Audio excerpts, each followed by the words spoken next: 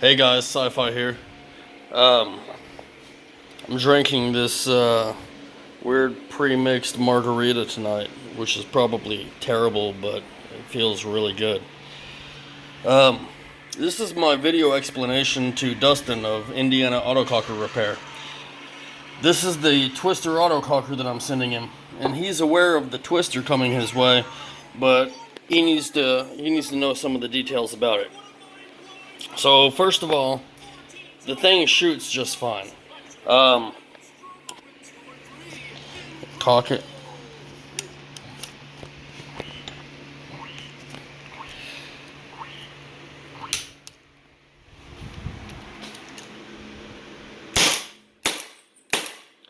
So it shoots fine. It doesn't leak. It doesn't do anything weird. The problem is,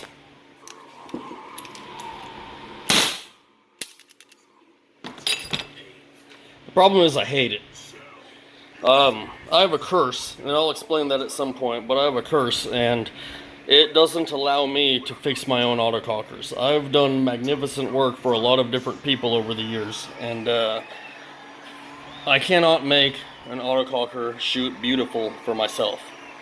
So, first of all, this autococker, it was done by Stained Works, and I'm absolutely in love with the ano.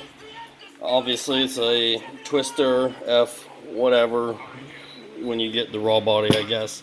It's got all Inception front block, so I think that should be good enough, right? New generation front block. I have no idea what valve is in there. I have no idea what trigger stuff is in there. It just doesn't feel right. It doesn't feel good to me. I need somebody to fix it for me and make it good. I can't do it myself. I have a curse.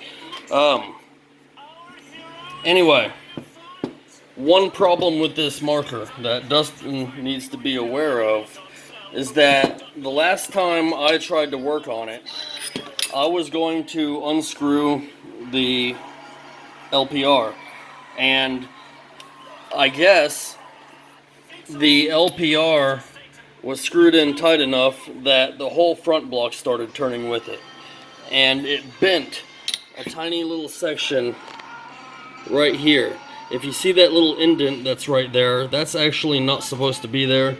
It thoroughly shames me that I made such a mistake to what should be a work of art, and unfortunately, I don't have a time machine, so I can't undo it. So that little imperfection is there because I tried to unscrew the regulator, and I didn't have this part secured, and it twisted with enough pressure to damage the front block. It's terrible. Anyway, that being said, I hate the way this autococker feels. It should feel wonderful. On paper, this autococker has everything an autococker should have. Anyway, so here's what I'm sending Dustin. I've got the autococker, the barrels are coming with it because I don't see any reason to separate them. I suppose if this is stolen and it falls into the wrong hands, it's such a work of art in my opinion that it should have the barrels with it, so whoever steals it should have the full set. So here's a bunch of autococker trigger springs. In this little bag right here is a bunch of autococker trigger springs. I don't know what they are. Here's a June bug. Here's my dog, by the way. That's Lulu. She's a good dog. We're out in the garage.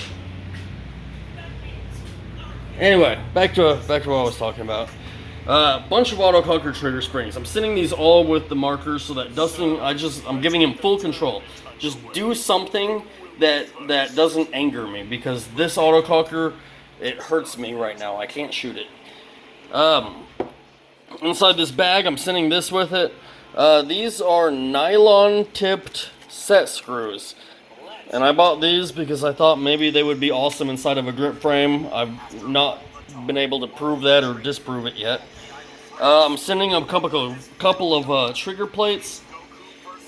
This one's shiny as hell. I don't know. I just don't want to deal with it. Oh! This one's made by Marcus Garcia. This should be pretty legit. This is a badass trigger plate and it's custom handmade, this might be the one that he needs to put in there. I don't know. I've got several trigger sear plates I'm sending with it, and this one here is possibly a bell cells or however anybody pronounces it. It's a roller sear, and there's also a roller sear inside here if I'm not mistaken. I really don't know. I don't know what valve is in there anymore. And speaking of that, I'm sending a different hammer, the kind of hammer that has the little nylon screw in there. I like that. I'm sending another valve or two. I have a valve that's for sure an ANS valve, and I also have one. I don't know what that valve is. It's shiny. Take it out of the weird bag it's in. I don't know what valve that is. It's time to see what you can do. Maybe it's better than the one that's in there. I'm sending a bunch of not trigger springs. I guess valve springs and hammer springs. This appears to be a couple of Madman kits. And then I have these, which came from Paintball Gateway. And they were advertised on the site as being the correct match of springs for a good low pressure setup. So I'm sending them all this stuff. Nice trigger plates, nice sear trigger plates, springs, everything you should need to maybe make this good and break my curse. I pray that this is going to break the curse over me.